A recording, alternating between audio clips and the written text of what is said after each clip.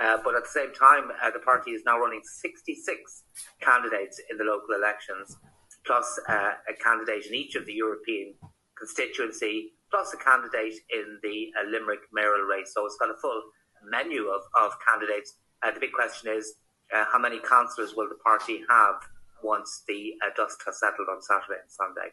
How many seats are you going to win in the local elections? How many seats are you going to win in the European? Well, what we'll say is, first of all, we're definitely competing in the European. And, if Harry, you and I had this discussion 2 or 3 years ago, we probably wouldn't have been considering that is the case. That's a significant development for ourselves, that we are competing in the European elections. In the Europeans, I have no doubt that we're going to be competitive in at least 24 LEAs. I have no doubt that's to be the case. I won't put a figure on it. My crystal ball's battery is not working at the moment, but I do believe, Harry, that we are going to be competitive in at least 24.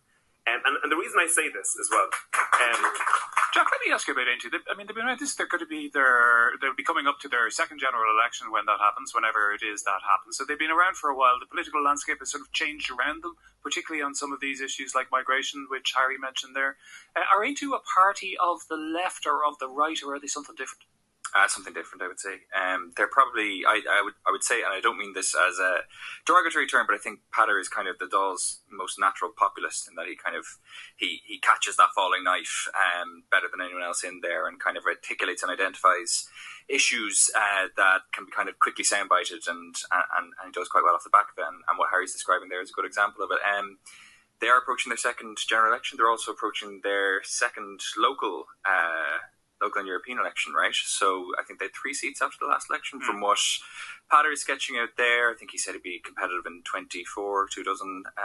So if they came, I mean, I would imagine they will come back with a multiple of their current level of seats, and they will be able to spin that as a positive. And I think they're probably well placed to capitalise on some of the underlying trends, concerns around migration, security, and so on, development of sovereignty, a lot of the kind of talking points that you see many of the opposition figures at the moment talking about. And I think the Pat is in the hunt for a seat in Midlands North West as well. Okay, that's interesting. I mean, Harry, Aontú obviously grew out of Sinn Féin originally, part of being part of that party because of their differences over abortion. So, they should be well placed to capitalise on Sinn Féin's decline in recent polls. I think so, and you pointed out that the differences emerge in relation to abortion. I think there is a minority conservative constituency when it comes to issues of morality and society, and I think that Aontú would probably be the party that's best placed to kind of capture that vote. So I think that it also captures that vote.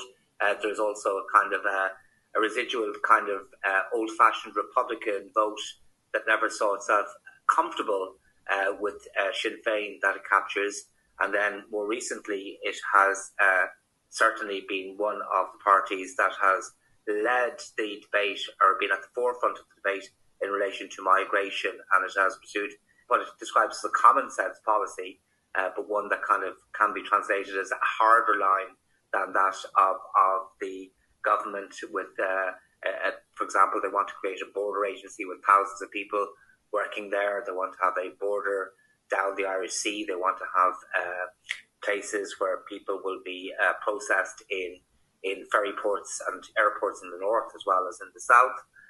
They're looking at a much more stricter enforcement of the deportation regime. People without documents to be sent home immediately. They also reject the EU Asylum and Migration Pact. So there's a kind of a suite of policies they have there, which people would consider to be hoving harder than that of any of the government parties, even though the government parties have become slightly more hard in their lines over the last 6 months as well. Absolutely.